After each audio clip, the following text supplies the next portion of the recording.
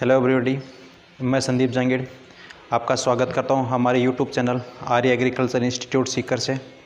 बच्चों, हम organic chemistry और इनऑर्गेनिक केमिस्ट्री की वीडियो अपलोड कर रहे हैं। देखो, कल से हम स्टार्ट करेंगे जो आपके प्रीवियस ईयर के अंदर जो पेपर आए हैं उनकी हम स्टार्ट करेंगे। 2019 के अंदर उसको पेपर को सोल्व करेंगे, 2018 को, 2017 को, 16 को, 15 को। तो हम 2010 से लेकर 2019 तक एक एक डेली का डेली एक पेपर सोल्व करेंगे, ताकि हमने जो पूरे साल भर जो प्रिपरेशन की उसका एनालिसिस हो सके, हमको यहाँ से कितने क्वेश्चन आ रहे, कितने क्वेश्चन नहीं आ रहे, और हमको ये भी पता चल सके कि पिछले जो पेपर्स आ रहे हैं उनका लेवल कैसे था। ठीक है, क्योंकि पेपर उसी के अकॉर्डिंग सेट होना है यहाँ से, मतलब जो पिछला जो पेपर था उसी के अकॉर्डिंग आते हैं क्वेश्चन।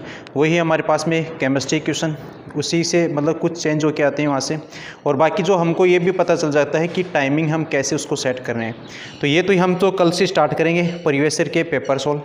उसके साथ साथ आपको मैं एक इन्फॉर्मेशन और दे देता हूँ कि हमारे जो एग्रीकल्चर केमिस्ट्री और एग्रीकल्चर बायोलॉजी के जो पोर्शन था वो तैयार हो चुका है। तो आपने जल्दी से जल्दी आप इंस्टीट्यूट से आप क्या करो, मतलब इंस्टीट्यूट से आप कलेक्ट कर लो यहाँ से।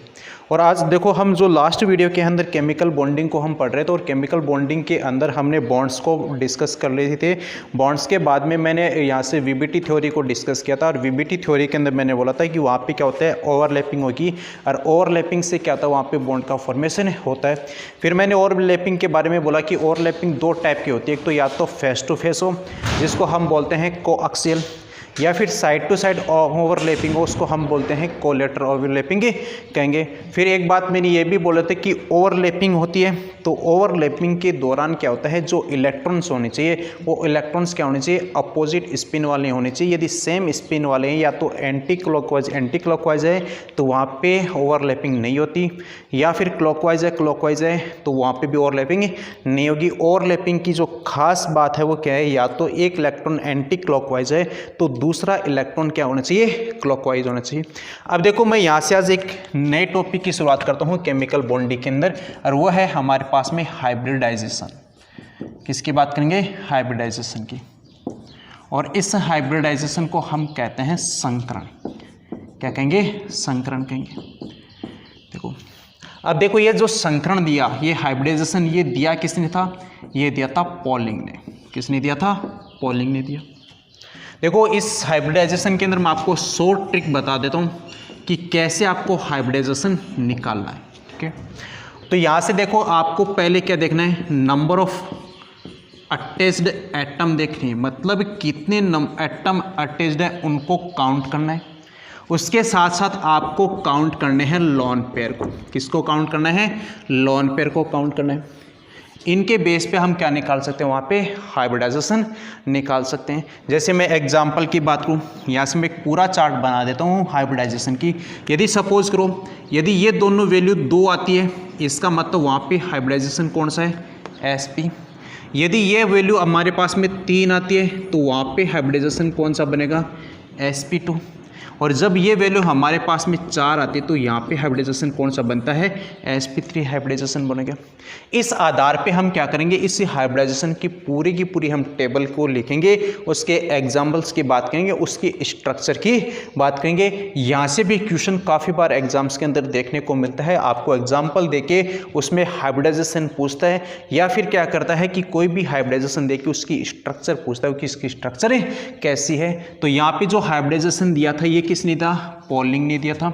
उसके बाद देखो, शॉर्ट ट्रिक आपको कैसे फॉलो करनी है कि नंबर ऑफ अटैच्ड एटम देखने हैं, उसके साथ में वहाँ पे लोन पेयर देखने हैं। यदि ये दोनों हमारे पास में जब हम ऐड करेंगे, यदि ये दोनों 2 आती है वैल्यू तो sp3 आती है तो sp2, यदि 4 आते हैं तो sp3, यदि 5 आती है तो वहाँ पे कौन सा आता है, sp3d आती है। इस आधार पे हम क्या करेंगे कि चार्ट का फॉर्मेशन करते हैं, यहाँ पे चार्ट तैयार करते हैं।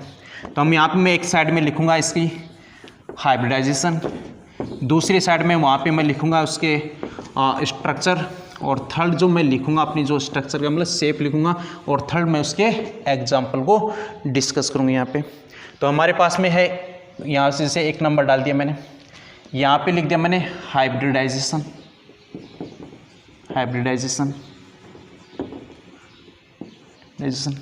सेकेंड यहाँ पे मैं लिख देता हूँ इसकी शेप, इसकी शेप याद रखा। आज हाइब्रिडाइजेशन के अंदर उसकी ज्योमेट्री चेंज नहीं होती, उसकी शेप क्या होती है, चेंज हो जाती है। और इसके यहाँ पे लिख देता हूँ मैं एग्जाम्पल। क्या लिख रहा हूँ? एग्जाम्पल। जैसे हमारे पास में पहले मैं बात करता हूँ एसपी की। किसकी बात करूँ? एसपी। तो ये कब आता है? जब हमारे पास में ये वैल्यू कितनी आएगी?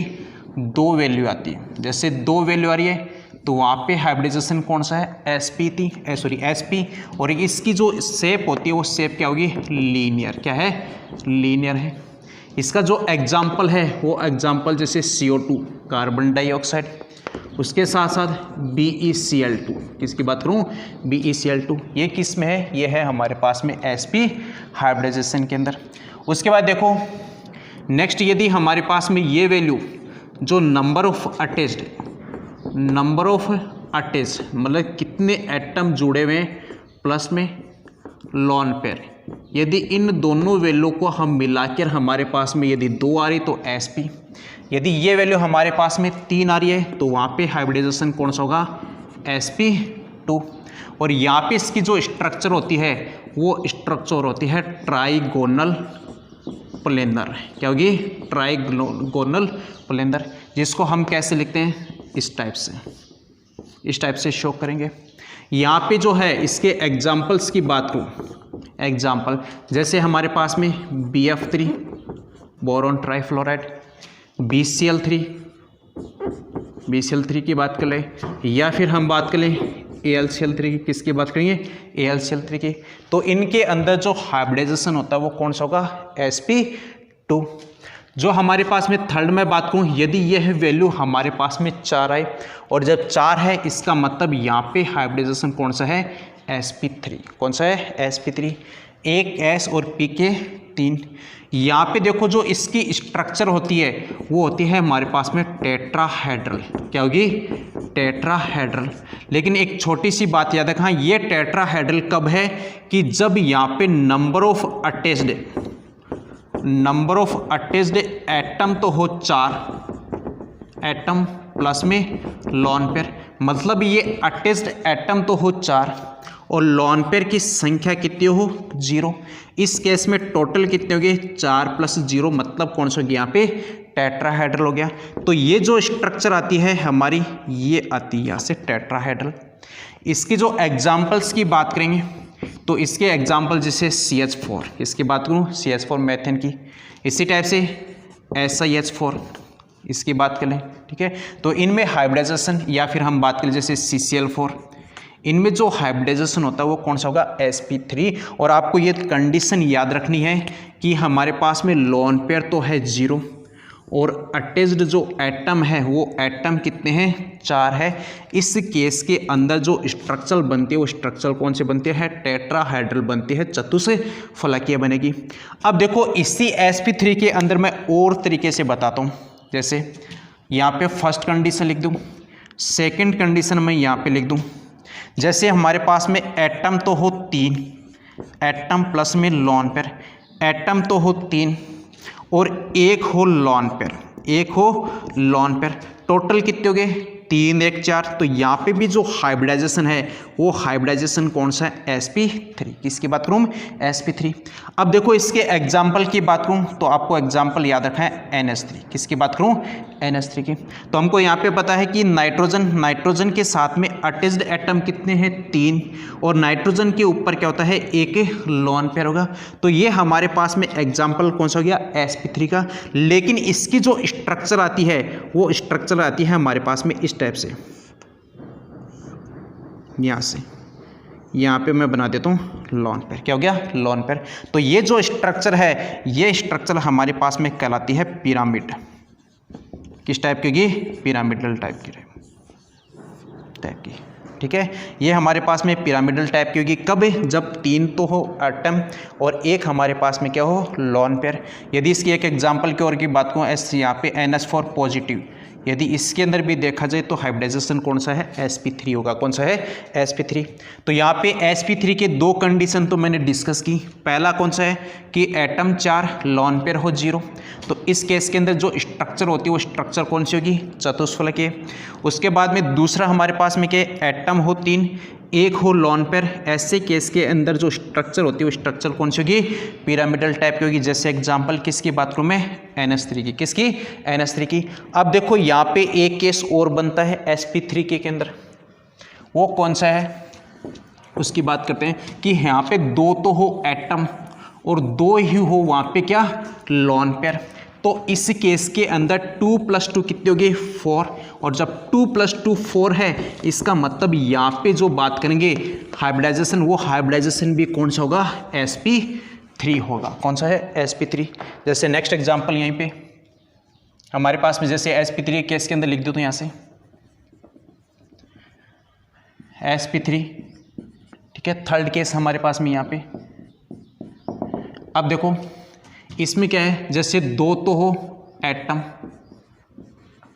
प्लस में 2 ही वहाँ पे क्या हो, लॉन पेयर, क्या हो, लॉन पेयर। जैसे मैं एक एग्जांपल की बात करूँ H2O की, किसकी बात करूँ, H2O के अंदर, तो हमको पता है H2O की स्ट्रक्चर ऐसी होती है, इसके पास में क्या है, 2 लॉन पेयर है, क्या है, 2 तो लॉन पेयर है, 2 यहाँ पे क्या है, एटम अटैच्ड है। तो ये जो हाइब्रिडाइजेशन है, ये हाइब्रिडाइजेशन कौन सा हो गया, sp3। 2 + 2 कितने हो गए, 4, और 4 का मतलब हाइब्रिडाइजेशन कौन सा हो गया, sp3 हो गया। ये जो स्ट्रक्चर है इसकी H2 की, वो स्ट्रक्चर कहलाएगी या तो बैंड शेप, क्या कहलाएगी, बैंड शेप, या फिर ये कहलाती है वी शेप, क्या कहलाएगी, वी शेप कहलाएगी। जैसे आप देख लो इसको H2 को ऐसे, तो ये स्ट्रक्चर कौन सी कहलाती है, या तो वी शेप कहलाएगी या फिर कौन से कहलाएगी, बैंड शेप कहलाएगी। H2 देख लो, या फिर हम बात कर लें ROR, इस ईथर की बात कर लो, या फिर हम बात कर लें H2S, किसकी बात कर लें, H2S की बात कर लें। तो इनमें हाइब्रिडाइजेशन कौन सा है, sp3 है। इनकी स्ट्रक्चर क्या है, इस यहाँ पे बैंड शेप है या फिर क्या है, वी शेप है। उसके बाद देखो यहाँ पे 2 तो एटम है, 2 यहाँ पे क्या है, लॉन पेयर है, ठीक है। तो हमने यहाँ पे किसकी बात की, sp3 की, किसकी की, sp3 की। अब देखो नेक्स्ट हमारे पास में, यदि ये वैल्यू हमारे पास में कितनी आ रही है, 5 आ जाए, कितनी वैल्यू आ जाए, 5, ठीक है। अब देखो जब 5 आ रहे, इसका मतलब यहाँ पे हाइब्रिडाइजेशन कौन सा बनेगा, sp3d, कौन सा है, sp3d है। अब देखो sp3d के केस में भी यदि मैं बात करूं कि 5 के 5 तो हो एटम, 5 तो हो एटम, और लॉन पेयर वहाँ पे क्या हो, 0, लॉन पेयर क्या हो, 0। तो यहाँ पे देखो 5 + 0 इक्वल में कितने आ गए, 5 आ गया। तो इसमें जो हाइब्रिडाइजेशन है वो हाइब्रिडाइजेशन कौन सा है, sp3d हाइब्रिडाइजेशन हो गया। इसके मैं एग्जाम्पल की बात करूँ तो एग्जाम्पल यहाँ पे देखने को मिलता है PCl5, किसकी बात करूँ मैं, PCl5 की। अब जो PCl5 की जो स्ट्रक्चर होती है वो ऐसी होती है, यहाँ पे फॉस्फोरस, इसके साथ में यहाँ पे ये क्लोरीन जुड़ा हुआ है, ये क्लोरीन इधर, एक क्लोरीन यहाँ पे, एक क्लोरीन यहाँ पे, एक क्लोरीन यहाँ पे, एक क्लोरीन यहाँ पे। ये जो स्ट्रक्चर है, ये जो स्ट्रक्चर कहलाती है वो कहलाएगी ट्राइगोनल बाई पिरामिड, क्या कहलाएगी, ट्राइगोनल बाई पिरामिड कहलाती है, पिरामिड कहलाती है। तो यदि आपसे पूछा जाए PCl5 के अंदर जो हाइब्रिडाइजेशन होता है वो कौन सा होगा, sp3d होगा। उसके बाद में इसकी स्ट्रक्चर, तो इसकी स्ट्रक्चर कौन सी है, ट्राइगोनल बाई पिरामिड है। उसके बाद देखो एटम 5 है, लेकिन इसके पास में लॉन पेयर कितने हैं, 0, तो ये वैल्यू कितनी आ रही है अपने पास में, 5 आ रही है। उसके बाद देखो इसमें ये 1 नंबर केस हो गया। यदि मैं सेकेंड नंबर यहाँ भी सेकेंड केस की बात करूँ, सेकेंड देखो इस sp3d के अंदर मैं सेकेंड केस की बात करूं, हाइब्रिडाइजेशन कौन सा है, sp3d है। अब देखो यहाँ पे एटम तो हो हमारे पास में 4, एटम तो कितने हैं, 4, और एक हो लॉन पेयर, एक क्या हो, लॉन पेयर है। तो यहाँ पे 4 + 1 कितने हो गए, 5 हो गए, कितने हो गए, 5। और जब ये 5 वैल्यू आ रही तो इसका मतलब हाइब्रिडाइजेशन कौन सा हो गया, sp3d हाइब्रिडाइजेशन हो गया। अब इसके एग्जाम्पल की मैं बात करूँ तो इसका एग्जाम्पल जैसे है हमारे पास में SF4, किसकी बात करूँ मैं, SF4 की बात करूँ। ये SF4 के अंदर क्या होगा, जैसे सल्फर, इसके साथ में इस टाइप से यहाँ पे फ्लोरीन जुड़ा हुआ है, एक फ्लोरीन यहाँ पे जुड़ा हुआ है, एक फ्लोरीन यहाँ पे जुड़ा, एक फ्लोरीन यहाँ पे जुड़ा और इसके साथ में यहाँ पे क्या है, लोन पेयर है। क्या है, लोन पेयर है, क्योंकि सल्फर के पास में इलेक्ट्रॉन कितने हैं, 6 वैलेंसी इलेक्ट्रॉन है। 6 वैलेंसी इलेक्ट्रॉन के अंदर 4 तो यहाँ पे क्या कर रहे हैं, बॉन्ड का फॉर्मेशन कर रहे हैं, किसके साथ में, फ्लोरीन के साथ में। एक ये लोन पेयर है जहाँ पे बॉन्ड का फॉर्मेशन नहीं कर रहा, तो यहाँ पे 4 तो गए एटम, एक यहाँ पे क्या हो गया, लोन पेयर हो गया। ये जो स्ट्रक्चर है, ये स्ट्रक्चर कहलाती है सीसो स्ट्रक्चर। क्या कहलाएगी, सीसो स्ट्रक्चर कहलाएगी। ठीक है, तो यदि आपसे पूछा जाए कि PCl5 के अंदर हाइब्रिडाइजेशन कौन सा है, तो sp3d हाइब्रिडाइजेशन है। इसकी यदि मैं स्ट्रक्चर की बात करूँ, वो कौन सी है, ट्राइगोनल बाइपिरामिड है। ठीक है, उसके बाद देखो यदि आपसे पूछा जाए कि SF4 के अंदर हाइब्रिडाइजेशन कौन सा है, तो SF4 के अंदर हाइब्रिडाइजेशन sp3d हाइब्रिडाइजेशन है।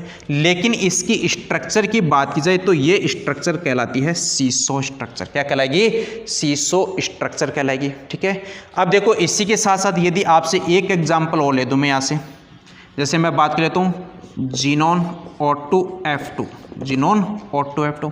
देखो जीनोन के पास में इलेक्ट्रॉन कितने होंगे, 8 इलेक्ट्रॉन होंगे वैलेंसी में, जिनमें से देखो ऑक्सीजन जुड़े हुए, ये ऑक्सीजन इधर डबली बॉन्डेड है, एक ऑक्सीजन इधर डबली बॉन्डेड है, तो यहाँ पे जीनोन के 4 इलेक्ट्रॉन तो यहाँ पे आ गए। फिर यहाँ पे एक फ्लोरीन ऊपर है, एक फ्लोरीन नीचे है, ऐसे जुड़ा। अब देखो कितने इलेक्ट्रॉन हो गए, 1 2 जीनोन के, फिर 2 2 यहाँ से 2 यहाँ पे, 2 यहाँ पे, कितने हो गए, 6 इलेक्ट्रॉन, 2 4 5 और 6। एक इलेक्ट्रॉन है जो बॉन्ड का फॉर्मेशन नहीं कर रहा, वो किस में आ गया, कि लोन पेयर में आ गया। तो जीनोन O2F2 के अंदर जो हाइब्रिडाइजेशन होती है, वो हाइब्रिडाइजेशन कौन सी होगी, sp3 हाइब्रिडाइजेशन होगी।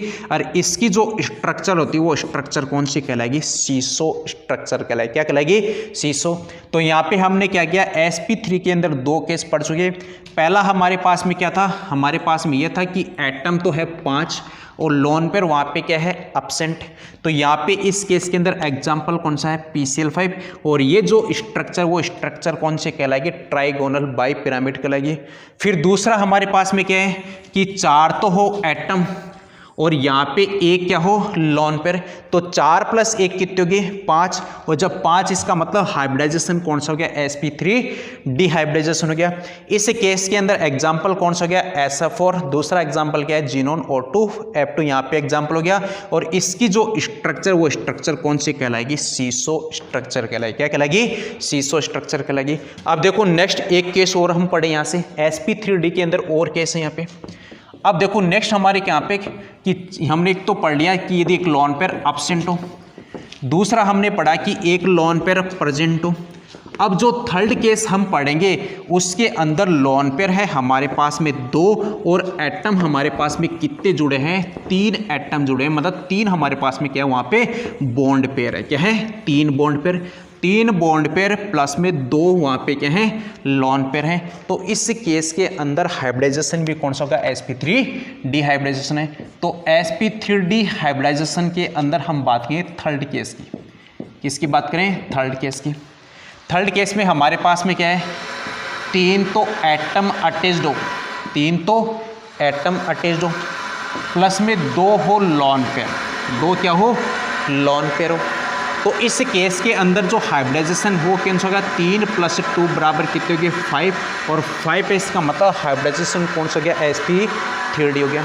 इसके मैं एग्जाम्पल की बात करूँ तो ये हमारे पास में एग्जाम्पल देखने को मिलता है ClF3 में। किसके अंदर है, ClF3 में। देखो क्लोरीन के पास में वैलेंस इलेक्ट्रॉन कितने हैं, 7 इलेक्ट्रॉन है। Fluorine, chlorine, bromine, iodine, valence electron कितने हैं, 7। अब इन 7 में से देखो 3 इलेक्ट्रॉन किसके साथ में, इस फ्लोरीन के साथ में बॉन्ड बना रहे हैं। बाकी कितने बच गए, 4 इलेक्ट्रॉन बच गए। और 4 इलेक्ट्रॉन का मतलब क्या हो गया, वहाँ पे लोन पेयर होगी, कितने, 2। क्योंकि एक लोन पेयर में इलेक्ट्रॉन कितने हो गए, 2। यहाँ पे 4 इलेक्ट्रॉन ऐसे हैं क्लोरीन के पास में जो बॉन्ड का फॉर्मेशन है नहीं कर रहे। और जब बॉन्ड का फॉर्मेशन नहीं करे तो क्लोरीन के पास में लोन पेयर यहाँ पे कितने हैं, 2 लोन पेयर है। यहाँ पे बॉन्ड पेयर कितने हैं, तो बॉन्ड पेयर है यहाँ पे 3। तो इस केस में हाइब्रिडाइजेशन कौन सा हो गया, sp3d हाइब्रिडाइजेशन हो गया। अब यदि मैं इसकी स्ट्रक्चर की बात करूँ तो इसकी स्ट्रक्चर इस टाइप से देखने को मिलती है हमको। यहाँ पे क्लोरीन, इसके साथ में ये फ्लोरीन, यहाँ पे ये फ्लोरीन और इधर ये फ्लोरीन और इसके साथ में ये 2 लोन पेयर इधर देखने को मिलते हैं। अब देखो यहाँ पे जो इसकी स्ट्रक्चर की बात की जाए तो हम यहाँ पे देखो इस लोन पेयर को मैं ऐसे हाइड कर देता हूँ, तो आपको देखो ऐसे टी टाइप की स्ट्रक्चर देखने को मिल रही है। क्या है? टी टाइप की, मतलब यहाँ पे क्लोरीन, इधर ऊपर फ्लोरीन, नीचे फ्लोरीन, इधर भी फ्लोरीन। तो इसकी जो स्ट्रक्चर है वो स्ट्रक्चर कौन सी होती है? टी शेप टाइप की। किस टाइप की है?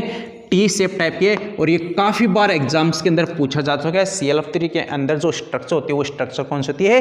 टी शेप टाइप की स्ट्रक्चर होगी। ClF3 ले लो, या फिर मैं और एग्जाम्पल की बात कर दूं, जैसे BrF3 ले लो, ठीक है, या फिर हम बात करेंगे IF3 ले लो। इनके अंदर कौन सा हाइब्रिडाइजेशन होता है? तो इसमें हाइब्रिडाइजेशन होगा कौन सा? sp3 डिहाइब्रिडाइजेशन। अब sp3 डिहाइब्रिडाइजेशन के अंदर मैं 4th केस की बात करता हूँ, चौथा केस, कि यहाँ पे हाइब्रिडाइजेशन हो फिर से sp3d, लेकिन अब इस केस के अंदर 2 तो हो हमारे पास में बॉन्ड पेयर। क्या हो? Bond pair. बॉन्ड पेयर का मतलब 2 तो एटम जुड़े हो, और 3 वहाँ पे क्या हो? Lone pair. क्या हो? Lone pair. तो इनको ऐड कर लो, 2 + 3 कितने हो गए? 5, और 5 इसका मतलब हाइब्रिडाइजेशन कौन सा हो गया? sp3d हाइब्रिडाइजेशन हो गया। इसके मैं एग्जाम्पल की बात करूं तो हमको एग्जाम्पल देखने को मिलता है जीनोन F2 में। किस में मिलता है? जीनोन F2 में। तो अब देखो जीनोन के पास में इलेक्ट्रॉन कितने हैं? क्योंकि नोबल गैस है, और नोबल गैस का ऑक्टेट क्या होता है? कंप्लीट होगा, ठीक है। यदि हम हीलियम की बात करें, हीलियम में क्या होता है? डुप्लेट कंडीशन हो गया। तो यहाँ पे 8 इलेक्ट्रॉन है, 8 में से क्या करेगा? ये 2 इलेक्ट्रॉन तो बॉन्ड किसके साथ में बना रहे हैं? फ्लोरीन के साथ। किसके साथ बना रहे हैं? फ्लोरीन के साथ। और बाकी कितने इलेक्ट्रॉन बच गए? यहाँ पे 6 इलेक्ट्रॉन बच गए जो बॉन्ड का फॉर्मेशन नहीं करे। और 6 इलेक्ट्रॉन का मतलब यहाँ पे इसके पास में लोन पेयर कितने रहेंगे? 3 लोन पेयर रहेगी, क्योंकि एक लोन पेयर के पास इलेक्ट्रॉन कितने हैं? 2। तो 3 × 2 कितने हो गए? 6। अब इसकी स्ट्रक्चर की बात करें तो इसकी स्ट्रक्चर हमको इस टाइप से देखने को मिलती है। ये फ्लोरीन इधर, यहाँ पे देखो इधर, यहाँ पे लोन पेयर, फिर यहाँ पे एक लोन पेयर इधर, एक लोन पेयर इधर। तो देखो इसके पास 3 तो है लोन पेयर, 2 यहाँ पे क्या है? बॉन्ड पेयर है। इन लोन पेयर्स को यहाँ पे हाइड कर दूँ तो ये जो स्ट्रक्चर है, ये स्ट्रक्चर कौन सी कहलाएगी? लीनियर कहलाएगी। कौन सी कहलाएगी? लीनियर कहलाएगी। तो यदि आपसे पूछा जाए जीनोन F2 में हाइब्रिडाइजेशन कौन सा है, तो हाइब्रिडाइजेशन कौन सा है? sp3d हाइब्रिडाइजेशन है। दूसरा इसका स्ट्रक्चर कौन सी होती है? याद रखना, इसकी स्ट्रक्चर कौन सी होती है? लीनियर टाइप की। कौन सी है? लीनियर टाइप की। तो sp3d के अंदर हमने 4 केस पढ़े। पहला sp3d जहाँ पे लोन पेयर नहीं है, दूसरे में एक लोन पेयर है जिसकी स्ट्रक्चर कौन सी होगी? सीसो टाइप की होगी। तीसरा हमारे पास में क्या है? लोन पेयर 2 है जहाँ पे स्ट्रक्चर कौन सी होगी? टी टाइप की होगी, और ये इसकी एग्जाम्पल होगी। चौथा हमारे पास में लोन पेयर कितने हैं? 3 लोन पेयर, जहाँ पे एग्जाम्पल कौन सा हो गया? जीनोन F2 एग्जाम्पल हो गया। और इसकी जो स्ट्रक्चर होती है वो स्ट्रक्चर कौन सी होगी? लीनियर टाइप की होगी। तो हमने sp2, sp3, उसके बाद में मैंने बात की sp3d की बात की। अब जो नेक्स्ट हम बात करेंगे वो हमारे पास में sp3d2 की। किसकी बात करेंगे? sp3d2 की।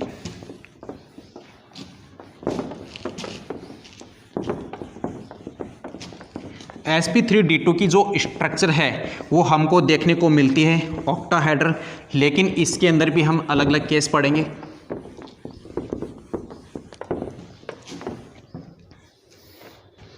नेक्स्ट है हमारे पास में sp3d2, मतलब ऐसी स्पीसीज जहाँ पे हाइब्रिडाइजेशन कौन सा है? sp3d2। तो यहाँ पे हमारे पास देखो केस नंबर 1, ठीक है, कि हमारे पास में बॉन्ड पेयर एटम मत तो हो 6, और लॉन पेयर वहाँ पे कितने हो? 0। कितने हो? 0। तो यहाँ पे क्या बना? 6 + 0 इक्वल में क्या गया? 6। और 6 का मतलब हाइब्रिडाइजेशन कौन सा हो गया? sp3d2 टाइप का हो गया। इसके मैं एग्जाम्पल की बात करूँ तो एग्जाम्पल है SF6। कौन सा हो गया? SF6 कहलाएगा। इसके स्ट्रक्चर की बात करें तो ये स्ट्रक्चर हमको ऐसे देखने को मिलती है। यहाँ पे सल्फर, इस कोने पे एक फ्लोरीन, यहाँ पे इस कोने पे एक फ्लोरीन, यहाँ पे एक फ्लोरीन, इस कोने पर एक फ्लोरीन, इस कोने पे कितने हो गए? 4। एक फ्लोरीन यहाँ पे और एक फ्लोरीन यहाँ पे। ये जो स्ट्रक्चर है ये स्ट्रक्चर कहलाती है ऑक्टाहेड्रल। क्या कहलाएगी? ऑक्टाहेड्रल। तो यदि आपसे पूछा जाए SF6 में हाइब्रिडाइजेशन कौन सा है तो sp3d2। दूसरा यहाँ पे इसकी स्ट्रक्चर कौन सी है, तो इसकी स्ट्रक्चर कौन सी है, ऑक्टाहेड्रल। तो ये केस नंबर फर्स्ट हो गया जहाँ पे लोन पेयर क्या है, एब्सेंट। सेकंड हम बात करेंगे कि अब यहाँ हमारे पास में बॉन्ड पेयर तो हो 5, बॉन्ड पेयर तो क्या हो 5, मतलब 5 एटम क्या करें, बॉन्ड का फॉर्मेशन करें, प्लस में लोन पेयर हो 1, क्या होगा, 1 लोन पेयर हो। तो इस केस में 5 + 1 कितने हो गए, 6, और 6 का मतलब हाइब्रिडाइजेशन कौन सा हो गया, sp3d2 टाइप का हो गया। इसके मैं एग्जाम्पल की बात करूं तो हमको जो एग्जाम्पल देखने को मिलता है वो है Br5 के अंदर। किसमें है, Br5 के अंदर। देखो ब्रोमीन, ब्रोमीन के पास में इलेक्ट्रॉन कितने हैं, 7, वैलेंस इलेक्ट्रॉन 7 में से 5 क्या कर रहे हैं, इससे फ्लोरीन के साथ में क्या करें, बॉन्ड का फॉर्मेशन। तो 5 तो हमारे पास में क्या हो गई, बॉन्ड पेयर होगी। उसके बाद में 5 बॉन्ड बना रहे हैं, 2 इलेक्ट्रॉन ऐसे जो किस में रहेंगे, लोन पेयर में। तो हमारे पास में क्या गया, 5 + 1 मतलब 1 लोन पेयर। यहाँ पे कितने हो गए, 6। तो इसमें हाइब्रिडाइजेशन कौन सा है, sp3d2 टाइप का हाइब्रिडाइजेशन है। अब इसकी जो स्ट्रक्चर हमको देखने को मिलती है वो भी इस टाइप की हमारे पास में, यहाँ पे ब्रोमीन, यहाँ पे फ्लोरीन, यहाँ पे फ्लोरीन, यहाँ पे फ्लोरीन, इधर यहाँ पे फ्लोरीन, यहाँ पे फ्लोरीन, और इसके नीचे मैंने लगा दिया ऐसे लोन पेयर। क्या होगी, लोन पेयर। ये जो स्ट्रक्चर है ये स्ट्रक्चर कहलाती है स्क्वायर पिरामिड। क्या कहलाएगी, स्क्वायर पिरामिड कहलाती है। तो हमारे पास में Br5 के पास में जो स्ट्रक्चर होती है वो स्ट्रक्चर कौन सी है, हमारे पास में स्क्वायर पिरामिड टाइप की कहलाएगी, ठीक है। अब इसी के अंदर हम बात करेंगे इसके अंदर थर्ड केस की, जहाँ पे बॉन्ड पेयर तो हो 4 और लोन पेयर वहाँ पे कितने हो, 2। और ऐसे केस में भी जो हाइब्रिडाइजेशन वो हाइब्रिडाइजेशन कौन सा होगा, sp3d2 टाइप का हाइब्रिडाइजेशन होगा। तो नेक्स्ट जो केस हम बात करें तो वहाँ पे हमारे पास में बॉन्ड पेयर तो कितने हैं, 4 तो बॉन्ड पेयर हैं, और लोन पेयर हमारे पास में कितने हैं, 2 लोन पेयर हैं। और ऐसे केस के अंदर भी जो हाइब्रिडाइजेशन देखने को मिलता है वो हाइब्रिडाइजेशन भी कौन सा है, sp3d2 टाइप का हाइब्रिडाइजेशन है। तो इसका थर्ड केस हमारे पास में, थर्ड केस sp3d2 का, ठीक है। बॉन्ड पेयर कितने, बॉन्ड पेयर हो 4, लोन पेयर कितने, लोन पेयर हो 2। तो 4 + 2 कितने हो गए, 6। तो हाइब्रिडाइजेशन कौन सा हो गया, sp3d2। इसके एग्जाम्पल की बात करूं तो ये एग्जाम्पल हमारे को देखने को मिलता है जीनोन F4 के अंदर। किसमें है, जीनोन F4 के अंदर। तो यहाँ पे देखो जीनोन 8 वैलेंस इलेक्ट्रॉन है, 4 इसके साथ में क्या कर रहे हैं, बॉन्ड फॉर्मेशन कर रहे हैं। तो 4 तो यहाँ पे क्या हो गया, बॉन्ड फॉर्मेशन हो गया। यहाँ पे क्या हो गया, बाकी 4 जो इलेक्ट्रॉन बचे वो इलेक्ट्रॉन किस में रह गए, 2 लोन पेयर के अंदर। तो इसके पास में 4 तो क्या है, बॉन्ड पेयर है, और 2 यहाँ पे क्या है, लोन पेयर। इस केस में इसमें जो हाइब्रिडाइजेशन वो हाइब्रिडाइजेशन कौन सा है, sp3d2 टाइप का है। लेकिन इसकी स्ट्रक्चर की बात करें तो ये स्ट्रक्चर इस टाइप से हमको देखने को मिलेगी। ये स्ट्रक्चर इस टाइप से, यहाँ पे लोन पेयर, यहाँ पे लोन पेयर, ये आप इसमें यहाँ से मैंने जैसे इसको जोड़ दिया इधर। ये जो स्ट्रक्चर है ये स्ट्रक्चर कहलाएगी स्क्वायर प्लेनर। क्या कहलाएगी, स्क्वायर प्लेनर कहलाएगी। तो यदि आपसे पूछा जाए कि जीनोन F4 के अंदर हाइब्रिडाइजेशन कौन सा है तो sp3d2 टाइप का है। उसके बाद में इसकी स्ट्रक्चर कौन सी है तो स्क्वायर प्लेनर टाइप की स्ट्रक्चर है। अब जो लास्ट हाइब्रिडाइजेशन है वो है हमारे पास में sp3d3। किसके बात करूं, sp3d3। जब नंबर ऑफ एटम और प्लस में लोन पेयर, यदि हम इन दोनों को हम जोड़ दिया जाए और जोड़ने के बाद में यदि ये वैल्यू हमारे पास में 7 आ रही है तो इसको हम क्या कहेंगे, sp3 हाइब्रिडाइजेशन कहेंगे। और इसका जो एग्जाम्पल देखने को मिलता है, काफ़ी फेमस एग्जाम्पल है IF7। कौन सी है, IF7। और इस IF7 की स्ट्रक्चर हमको इस टाइप की देखने को मिलती है। यहाँ से ये जो स्ट्रक्चर है ये स्ट्रक्चर कहलाती है पेंटागोनल। क्या कहलाएगी, पेंटागोनल पिरामिड टाइप की। कौन सी कहलाएगी, पेंटागोनल पिरामिड टाइप की है। तो ये हमने आज किसको डिस्कस किया, हमने हाइब्रिडाइजेशन को डिस्कस किया। उसके बाद में हम डिस्कस करेंगे बॉन्ड पैरामीटर्स को। और बॉन्ड पैरामीटर्स के अंदर मैंने बॉन्ड एनर्जी, बॉन्ड लेंथ, उसके बाद बॉन्ड ऑर्डर, इसको हम डिस्कस करता हूँ। ये हमने किसको डिस्कस किया, हाइब्रिडाइजेशन को डिस्कस किया। अब हम ये हाइब्रिडाइजेशन के बाद में डिस्कस करेंगे बॉन्ड पैरामीटर्स को, और बॉन्ड पैरामीटर्स को आपको मैं शॉर्ट तरीके से बताता हूँ, आपके क्वेश्चन गलत नहीं होंगे, आपको अच्छे से उनको समझना है, उनके साथ साथ आपको प्रैक्टिस करनी है कि क्वेश्चन किस टाइप से आपको उनको सोल्व करना है। तो बॉन्ड पैरामीटर्स के अंदर मैं फर्स्ट जो बात करूँगा बॉन्ड पैरामीटर, और बॉन्ड पैरामीटर में हम पहला जो डिस्कस करें वो डिस्कस करें हम बॉन्ड एंगल। किसकी बात करूं मैं? बॉन्ड एंगल, जिसको हम कहते हैं बंद कोण। क्या कहेंगे? बंद कोण। काफ़ी फेमस है और काफ़ी बार क्वेश्चन पूछा जाता है जेट में भी और आईसीआर में भी। अब देखो ये बॉन्ड एंगल आपको कैसे निकालना है, तो मैं बता दूं तो ये डिपेंड्स किस किस के ऊपर करेगा, किस किस के ऊपर डिपेंड्स करेगा। पहले तो मैं बात करूंगा हाइब्रिड की। किसकी बात करूंगा? हाइब्रिडाइजेशन की। पहले तो आपको क्या करना है? हाइब्रिडाइजेशन देखना है, और याद रखना ये हाइब्रिडाइजेशन क्या होगा? एक मैन फैक्टर होगा। क्या होगा? मैन फैक्टर होगा। पहले आपको हाइब्रिडाइजेशन देखना है, क्योंकि ये एज क्या है कि मैन फैक्टर है, मुख्य कारक है। यदि हाइब्रिडाइजेशन SP है, इसका मतलब वहाँ पे बॉन्ड एंगल कितना होगा? 180 डिग्री। और यदि हाइब्रिडाइजेशन आपको SP2 देखने को मिलता है तो वहाँ पे बॉन्ड एंगल कितना आएगा? 120 डिग्री। और यदि आपको हाइब्रिडाइजेशन SP3 टाइप का देखने को मिलेगा तो वहाँ पे बॉन्ड एंगल आएगा 109 डिग्री 28 मिनट। ये आपको देखना है। तो पहले मैंने क्या बोला है? पहले जो डिपेंड करे वो डिपेंड किसके ऊपर कर रहा है? हाइब्रिडाइजेशन पे। दूसरा जो मैं डिपेंड करूंगा, याद रखना ये मैं बात करूं किसकी? लॉन पेयर की। किसकी? लॉन पेयर की। और इस लॉन पेयर के अंदर मैं बोल दूं कि ये प्राय इसमें बॉन्ड एंगल क्या होगा? डिक्रीज होगा। क्या होगा? डिक्रीज होगा। मैंने यहाँ पे प्राय वर्ड यूज किया है, ना कि ऑलवेज। ठीक है, यहाँ पे जनरली क्या होगा? लॉन पेयर की प्रेजेंस के अंदर, लॉन पेयर की उपस्थिति के कारण बॉन्ड एंगल क्या होता है? वो डिक्रीज हो जाता है। जैसे मैं एक एग्जाम्पल की बात करूँ, CH4, उसके साथ साथ NH3, उसके बाद में मैं बात करूँ H2, तो आपको पता है इन दोनों के इन तीनों में हाइब्रिडाइजेशन कौन से है? इसमें भी SP3, इसमें देखो 3 तो यहाँ पे बॉन्ड पेयर, एक है लॉन पेयर, यहाँ पे भी हाइब्रिडाइजेशन SP3। इसमें देखो H2 के पास में, ऑक्सीजन के पास में 2 लॉन पेयर है, 2 यहाँ पे क्या है? Bond pair. तो यहाँ पे भी कौन सा है? SP3।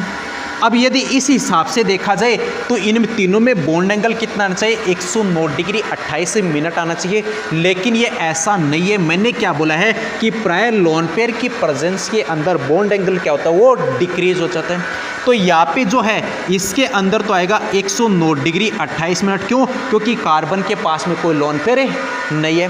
फिर यदि मैं NH3 की बात करूँ तो ये NH3 की स्ट्रक्चर इस टाइप से हमको देखने को मिलती है। यहाँ पे इसके ऊपर क्या है? Lone pair. अब देखो ये इधर से लॉन पेयर और इधर है बॉन्ड पेयर, इन दोनों के बीच में क्या होगा? रिपल्सन। इधर से ये लॉन पेयर, ये बॉन्ड पेयर भी क्या करेगा? रिपल्सन करेगा। और हम जानते हैं कि सबसे ज़्यादा जो रिपल्सन है वो रिपल्सन लॉन पेयर के बीच में। लॉन पेयर के बाद में रिपल्सन होता है लॉन पेयर बॉन्ड पेयर के बीच में। उससे जो कम है वो देखने को मिलता है हमको बॉन्ड पेयर के बीच में मिलता है। अब यहाँ पे देखो ज़्यादा इफेक्टिव कौन सा है? ज़्यादा इफेक्टिव है यहाँ पे लॉन पेयर और बॉन्ड पेयर के बीच में। और जैसे है तो ये हाइड्रोजन यहाँ पे क्या होंगे? पास आएंगे, और जैसे पास आएंगे यहाँ पे बॉन्ड एंगल क्या होगा? डिक्रीज हो जाएगा। और NH3 के अंदर हमको जो बॉन्ड एंगल देखने को मिलता है वो कितना होगा? 107 डिग्री। कितना देखने को मिलता है? 107 डिग्री। फिर मैं बात करूँ किसकी? H2 की बात करूँ तो हमको पता है कि H2 के अंदर ऑक्सीजन के पास में क्या होते हैं? 2 लॉन पेयर होंगे। क्या होंगे? 2 लॉन पेयर। फिर से यहाँ पे देखो ये लॉन पेयर है, ठीक है, तो इनमें ज़्यादा क्या होगा? रिपल्सन होगा। क्योंकि मैंने क्या बोला है कि लॉन पेयर के बीच में जो रिपल्सन होता है वो क्या होता है? मोर इफेक्टिव होगा एज कंपेयर किसके? लॉन पेयर बॉन्ड पेयर के। या फिर हम किसकी बात करें? बॉन्ड पेयर की। तो ये क्या करेगा? ये लॉन पेयर आपस में रिपल्सन करेंगे, और जैसे रिपल्सन करेंगे एक दूसरे को क्या करेंगे? दूर की तरफ धकेलेंगे, और जैसे धकेलेंगे यहाँ पे इसके अंदर बॉन्ड एंगल क्या होगा? ये डिक्रीज हो जाता है। और H2 में जो बॉन्ड एंगल देखने को मिलता है वो 104 डिग्री। कितना है? 104 डिग्री देखने को मिलता है। और यदि आप लगभग बोला जाए तो इसको हम बोल सकते हैं 104 डिग्री 5 मिनट। कितना है? 104 डिग्री 5 मिनट। तो मैंने यही तो बोला है तीनों में हाइब्रिडाइजेशन कौन सा है, sp3 है। लेकिन तीसरी जो कंडीशन मैंने क्या बोला कि लोन पेयर की प्रेजेंस के अंदर जो बॉन्ड एंगल होता है वो क्या होता है, डिक्रीज हो जाएगा। क्या होगा, डिक्रीज हो जाएगा। तो CH4 में आपको कितना है 109 डिग्री 28 मिनट, NH3 में आपको कितना है 160 डिग्री, और यदि H2 में पूछा जाए तो कितना है 104 डिग्री 5 मिनट होगी। तो हमने दो कंडीशन तो हम पढ़ चुके हैं, पहला हाइब्रिडाइजेशन, दूसरा हमने कौन सा पढ़ा है यहाँ पे, लोन पेयर की प्रेजेंस पढ़ा है। तीसरा जो मैं बात करूंगा ये सबसे ज्यादा इंपॉर्टेंट है और इससे क्वेश्चन काफी बार एग्जाम्स के अंदर देखने को मिला है, और यदि आप प्रीवियस ईयर के पेपर सेट उठा के देखोगे तो आपको कम से कम ये क्वेश्चन है ना 2 से 3 बार आपको एग्जाम के अंदर काफी मिलेगा, जरूर से मिलेगा। ठीक है, तो हम जो थर्ड जो है वो थर्ड हम डिस्कस करेंगे आप यहाँ पे इलेक्ट्रोनेगेटिविटी को। किसको, इलेक्ट्रोनेगेटिविटी को। पहला मैंने किस पे बताया था, हाइब्रिडाइजेशन को, आपको मैन फैक्टर के रूप में हाइब्रिडाइजेशन देखना है। उसके बाद में सेकंड मैंने क्या बताया है, लोन पेयर की प्रेजेंस को बताया। थर्ड जो मैं यहाँ पे बता रहा हूँ वो है हमारे पास में इलेक्ट्रोनेगेटिविटी। थर्ड जो है वो है इलेक्ट्रोनेगेटिव, विद्युत ऋणता। क्या होगी, विद्युत ऋणता। तो आपको ये ट्रिक फॉलो करनी है। ठीक है, यदि मैं बात करूं बॉन्ड एंगल, ठीक है, और यदि जिस एटम की, अच्छे से सुनना, जिस एटम की विद्युत ऋणता यदि ज्यादा है और वो यदि सेंटर में, कहां पे, सेंटर का मतलब बीच में है, तो याद रखा जो बॉन्ड एंगल है वो डायरेक्टली प्रोपोर्शनल क्या होगा, En। किसके, En के। कब, जब एटम कहां पे हो, जब En जिसकी ज्यादा हो कहां पे हो, केंद्रीय पे हो। क्या हो, केंद्रीय पे हो।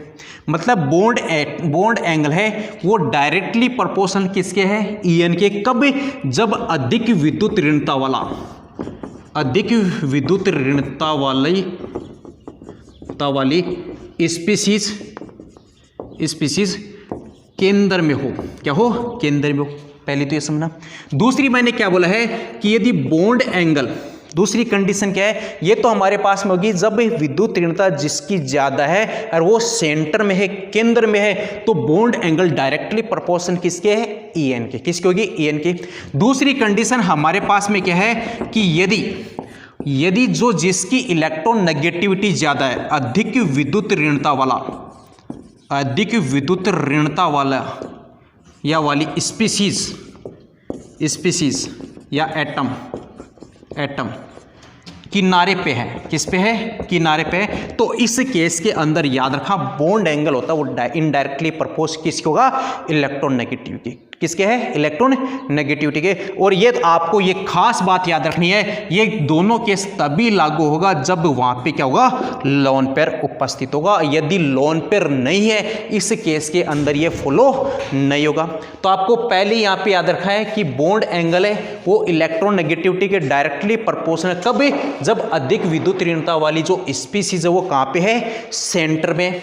दूसरा याद रखा बॉन्ड एंगल इनवर्सली प्रोपोर्शनल कब है, ये उसके है जब अधिक विद्युत ऋणता वाली स्पीसीज कहां पे है, उसके टर्मिनल पे है, किनारे पे है। लेकिन याद रखा मैंने ये क्या बोली, ये तभी लागू होगी जब लोन पेयर उपस्थित है। यदि लोन पेयर नहीं है इस केस के अंदर ये लागू नहीं होगी। जैसे मैं कुछ एग्जाम्पल की बात करता हूं और इन एग्जाम्पल्स के आप खुद देख लेना कि जो प्रीवियस ईयर के पेपर के अंदर आपको कितनी बार ये देखने को मिलता है। जैसे आपको एग्जाम्पल की, जैसे फर्स्ट एग्जाम्पल है हमारे पास में, जैसे क्वेश्चन नंबर फर्स्ट, यदि आपसे पूछा जाए CF4, CCl4, CBr4, CI4, एक तो ये, इसी तरह से BF3, BCl3, उसके बाद में BBr3, BI3, दो question, first second third question, जैसे H2O, H2S, H2SC, H2TE, एक क्वेश्चन ये। उसके बाद जैसे fourth question NH3, PS3, ASS3 और SbS3। अब आपको इसमें से क्वेश्चन पूछना है कि इनमें से बॉन्ड एंगल ज़्यादा किसका है, बॉन्ड एंगल ज़्यादा किसका है। तो आपको पहला क्वेश्चन देख लो, हमारे पास में सेंटर में कौन है, कार्बन है। अब तो इसके पास में मैंने क्या बोला है कि पहले आपको देखना है हाइब्रिडाइजेशन। क्या देखोगे, हाइब्रिडाइजेशन। आपको पता है कि CF4 में हाइब्रिडाइजेशन कौन सा है, sp3, क्योंकि इसके कार्बन के पास 4 वैलेंस है, चारों इसके साथ में बॉन्ड बना रहे हैं, इसके पास में लोन पेयर नहीं है, तो 4 बॉन्ड पेयर इसमें हाइब्रिडाइजेशन कौन सा हो गया, sp3। यहाँ पे भी sp3, यहाँ पे भी sp3 और यहाँ पे भी sp3। फिर देखो मैंने एक दूसरी कंडीशन क्या बोली थी कि इनके पास में लोन पेयर है क्या। देखो कार्बन के पास में लोन पेयर नहीं होता, इसका मतलब यहाँ पे जो हमारी जो कंडीशन है ये बॉन्ड पेयर और इलेक्ट्रोनेगेटिविटी वाली यहाँ पे फॉलो नहीं होगी। अब देखो चारों में हाइब्रिडाइजेशन कौन सा है, sp3 है, और sp3 के केस में बॉन्ड एंगल कितना देखने को मिलता है, 109 डिग्री 28 मिनट है। इसका मतलब इन चारों का बॉन्ड एंगल आपस में क्या होगा, बराबर होगा। कितना है, बराबर, और कितना है माना, 109 डिग्री 28 मिनट। थर्ड जो सेकंड क्वेश्चन है इसमें आप देखो बोरोन यहाँ पे कितने sp2 हाइब्रिडाइड बना, कौन सा है, sp2, क्योंकि बोरोन के 3 वैलेंसी इलेक्ट्रॉन फ्लोरीन के साथ में क्या करें, बॉन्ड का फॉर्मेशन करें। अब इसके पास में लोन पेयर नहीं है तो यहाँ पे 3 आइटम आ रहे, इसका मतलब हाइब्रिडाइजेशन इसमें sp2, इसमें भी sp2, इसमें भी sp2, इसमें भी sp2। लेकिन अब बोरोन के पास में लोन पेयर नहीं होता क्योंकि तीनों इलेक्ट्रॉन थे, तीनों के तीनों किसने, इसने बॉन्ड बना लिए, और जैसे बॉन्ड बनाए इसके पास में लोन पेयर नहीं है। और हमको पता है कि sp2 के केस के अंदर बॉन्ड एंगल कितना देखने को मिलता है, 120 डिग्री। तो यहाँ पे चारों के अंदर बॉन्ड एंगल क्या होगा, सेम है। अब ये जो क्वेश्चन है, ये क्वेश्चन आप पिछले 2-3 साल के जो जेट के पेपर के अंदर उठा के देख लेना। बच्चे यहाँ से रट्टा मारने की कोशिश करते हैं कि सबसे ज्यादा H2 में, उससे कम है H2S में, उससे कम H2SE में, उससे कम है H2TE में।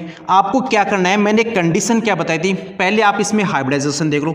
हमको पता है कि ऑक्सीजन के पास में 2 लोन पेयर, 2 एटम जुड़े, कितने हो गए, 4, हाइब्रिडाइजेशन sp3, इसमें भी sp3, इसमें भी sp3, इसमें भी sp3, क्योंकि ये ऑक्सीजन की फैमिली के हैं और ऑक्सीजन की फैमिली के इसके पास में लोन पेयर क्या रहेंगे, 2 रहेंगे। अब देखो हाइब्रिडाइजेशन तो सब में क्या है, सेम है। और मैंने क्या बोला, जब sp3 के केस में हाइब्रिडाइजेशन आ रहा है इसका मतलब वहां पे बॉन्ड एंगल 109 डिग्री 28 मिनट होना चाहिए। लेकिन अब यहाँ पे देखो मैंने एक क्या बात बोली कि इस ऑक्सीजन के पास में क्या है, लोन पेयर है, इस सल्फर के पास में भी है। अब यहाँ पे लोन पेयर है, फिर मैंने क्या बोला था, ये कंडीशन आपको फॉलो करनी है, कौन सी वाली, इलेक्ट्रोनेगेटिविटी वाली। कौन सी, इलेक्ट्रोनेगेटिविटी। एक तो कंडीशन मैंने ये बताई थी, दूसरी कंडीशन मैंने इनवर्सली प्रोपोर्शनल वाली बताई थी। अब याद आप यहाँ पे देखो कि यहाँ पे सेंटर में कौन है, ऑक्सीजन, और ऑक्सीजन के साथ में कौन जुड़े, हाइड्रोजन जुड़े। अब यहाँ पे आपको पता है कि इलेक्ट्रोनेगेटिविटी ज्यादा किसके, इलेक्ट्रोनेगेटिविटी ज्यादा सबसे फ्लोरीन की, उससे कम किसकी आती है, ऑक्सीजन की आती है। तो आपको पता है कि ऑक्सीजन की इलेक्ट्रोनेगेटिविटी ज्यादा है किससे, हाइड्रोजन से। अब इसका मतलब लोन पेयर तो यहाँ पे है, तो ये कंडीशन अपने पास में फॉलो हो चुकी। फिर यहाँ पे देखो इलेक्ट्रोनेगेटिविटी जिसकी ज्यादा है वो कहाँ पे है, सेंटर में है। कहाँ पे, सेंटर में। तो आपको कौन सी कंडीशन फॉलो करके लेके चलिए, ये कंडीशन फॉलो करके लेके चले कि बॉन्ड एंगल डायरेक्टली प्रोपोर्शनल किसके, इलेक्ट्रोनेगेटिविटी, किसके है, इलेक्ट्रोनेगेटिविटी के। फिर हमको पता है कि लेफ्ट टू राइट जाते हैं पीरियोडिक टेबल के अंदर इलेक्ट्रोनेगेटिविटी डिक्रीज होती है, और यदि टॉप टू बॉटम जा रहे हैं तो वहां पे इलेक्ट्रोनेगेटिविटी डिक्रीज, और लेफ्ट टू राइट में इलेक्ट्रोनेगेटिविटी क्या होगी, इंक्रीज होगी। तो यहाँ पे देखो ऑक्सीजन, उससे सल्फर, उसके बाद सेलेनियम, उसके बाद टेल्यूरियम, यही तो चलते हैं। तो हम कहाँ पे, टॉप टू बॉटम जा रहे हैं, और टॉप टू बॉटम के अंदर इलेक्ट्रोनेगेटिविटी क्या होगी, डिक्रीज हो रही है। अब देखो इस EN डिक्रीज होगा, इसका मतलब बॉन्ड एंगल क्या होगा, डिक्रीज होगा। तो सबसे ज्यादा बॉन्ड एंगल किसका है, H2 का, उससे कम H2S का, उससे कम H2SE का, और उससे कम क्या है, H2T का। ये क्वेश्चन काफी बार एग्जाम्स के अंदर देखने को मिला है। अब आप यहां से अच्छे से कॉन्सेप्ट से आप निकाल सकते हो, इसको रट्टा नहीं मारना। इस 4 नंबर के क्वेश्चन को आपको खुद सोल्व करना है, इसके आंसर आपको कमेंट बॉक्स में सेंड करने हैं। तो पहले हमने किसकी बात की थी, बॉन्ड एंगल की बात की थी। दूसरा मैं आपको डिस्कस करूंगा यहाँ पे बॉन्ड लेंथ की, किसकी बात करूंगा, बॉन्ड लेंथ की बात करूंगा। हम बॉन्ड लेंथ को और बॉन्ड एनर्जी को अभी एक साथ कंप्लीट कर लेते हैं। बॉन्ड ऑर्डर को मैं नेक्स्ट वीडियो के अंदर यहाँ पे हम जो MOT थ्योरी है उसके साथ में मैं डिस्कस करूंगा। तो हमारी जो सेकंड प्रॉपर्टी है वो है हमारे पास में कौन सी है, बॉन्ड लेंथ, बॉन्ड लेंथ। और याद रखा बॉन्ड लेंथ है वो डायरेक्टली प्रोपोर्शनल किसके है, साइज के, किसकी होगी, साइज की। यदि साइज बड़ा है इसका मतलब उसकी बॉन्ड लेंथ क्या होगी, बड़ी होगी, क्योंकि एक दूसरे के क्या है, दोस्त। मतलब जब भी प्रोपोर्शनल में आते हैं तो एक दूसरे के क्या है, दोस्त। ये बढ़ेगा तो ये भी बढ़ेगा, ये घटेगा तो ये भी घटेगा। यदि साइज कम हो रही है तो इसका मतलब बॉन्ड लेंथ क्या होगी, उसकी कम होगी। फिर हमको पता है कि पीरियोडिक टेबल में हम लेफ्ट टू राइट जाएंगे तो साइज वहाँ पे क्या होता है, कम होगा, और जब साइज कम है इसका मतलब उसकी बॉन्ड लेंथ क्या होगी, कम। यदि हम टॉप टू बॉटम जाएंगे तो उसका मतलब साइज वहाँ पे क्या होगा, इंक्रीज। और जब साइज इंक्रीज इसका मतलब बॉन्ड लेंथ क्या होगी, इंक्रीज होगी। पहला तो ये याद रखना। तो उसके बाद में जो थर्ड में बात करूँ यहाँ पे बॉन्ड एनर्जी की, किसकी बात करूँ, बॉन्ड एनर्जी की। अब देखो जो बॉन्ड एनर्जी है, बॉन्ड एनर्जी बंध ऊर्जा, याद रखना बॉन्ड एनर्जी डायरेक्टली प्रोपोर्शनल होती है किसके, बॉन्ड ऑर्डर की। किसके होगी, बॉन्ड ऑर्डर की। तो हम जो नेक्स्ट वीडियो के अंदर हम पहले बॉन्ड ऑर्डर निकालना सीखेंगे और कैसे बॉन्ड ऑर्डर निकालता है उसके आधार पे आप बॉन्ड एनर्जी निकाल सकते हो। और एक छोटा सा एक्सेप्शन मैं आपको बता देता हूँ। ये एक्सेप्शन आपको याद रखना है कि जैसे Cl2 उससे कम आती है Br2, उससे कम F2, उससे कम हमारे पास में कौन सा आता है I2। ये बॉन्ड एनर्जी का ऑर्डर आता है, ये अपवाद है, ठीक है। आना तो क्या चाहिए था, आना तो सबसे ज़्यादा चाहिए फ्लोरीन का, उससे कम क्लोरीन का, उससे कम ब्रोमीन का, उससे कम आयोडीन का। लेकिन जो ऑर्डर है एक्सेप्शन में सबसे ज़्यादा किसकी होती है, क्लोरीन की, उससे कम ब्रोमीन की, उससे कम F2 की, उससे कम I2 की। इस एक्सेप्शन को अच्छे से याद रखना। और नेक्स्ट वीडियो के अंदर मैं बॉन्ड ऑर्डर को जब पढ़ाऊंगा तो बॉन्ड ऑर्डर के साथ में बॉन्ड एनर्जी और बॉन्ड एनर्जी के साथ साथ बॉन्ड लेंथ को फिर से मैं डिस्कस करूंगा यहाँ से।